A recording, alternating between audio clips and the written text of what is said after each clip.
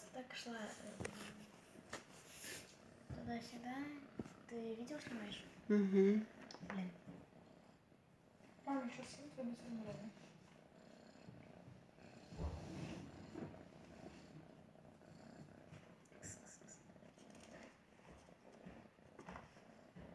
Да встань, ты что такой ленивый, встать не можешь.